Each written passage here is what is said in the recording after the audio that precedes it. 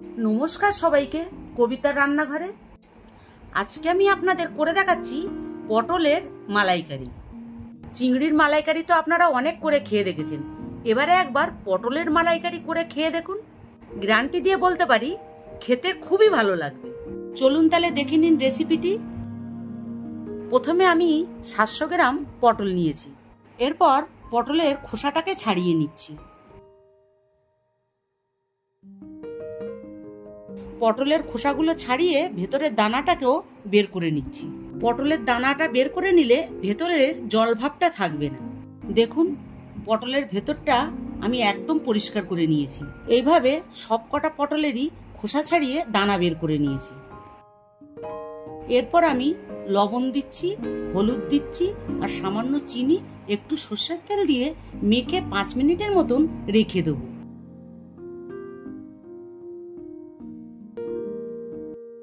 5 minute পরে একটু বেশি পরিমাণ গরম তেলে দিয়ে পটলগুলি সব ভেজে নেব।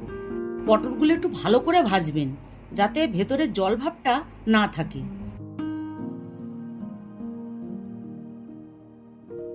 পটলগুলো সব ভাজা হয়ে গেছে, এরপর আমি তুলে নিচ্ছি। আপনারা ঠিক এইভাবেই পটলগুলো ভাজবেন।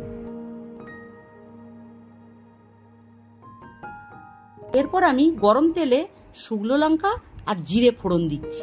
এরপর 2টো পেঁয়াজ, 1টা টমেটো, 4 কোয়া রসুন আর 2টো কাঁচা লঙ্কা দিয়ে পেস্ট করে রেখেছিলাম সেটা দিয়ে দিচ্ছি।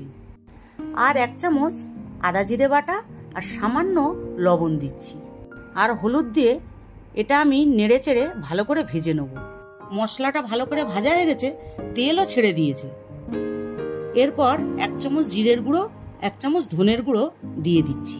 সাথে কাশ্মীরি লঙ্কার গুঁড়ো দিচ্ছি, দিয়ে ভালো করে নেড়ে চেড়ে নেব।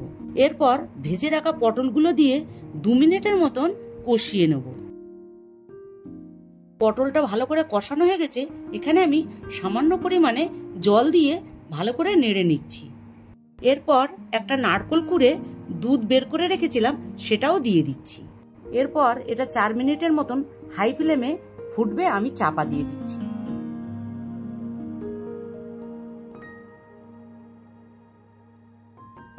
চার মিনিট হয়ে গেছে, এরপর একটু গরম মশলা দিয়ে নেড়ে চেড়ে নামিয়ে দেবো।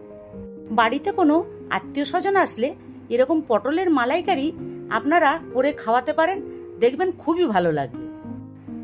আপনারা এরকম পটলের মালাইকারি করে খেয়ে দেখবেন, ভালো লাগলে অবশ্যই লাইক, শেয়ার, কমেন্ট করবেন এবং নতুন নতুন রেসিপি দেখতে পাওয়ার জন্য আমার চ্যানেলটিকে অবশ্যই সাবস্ক্রাইব করবেন।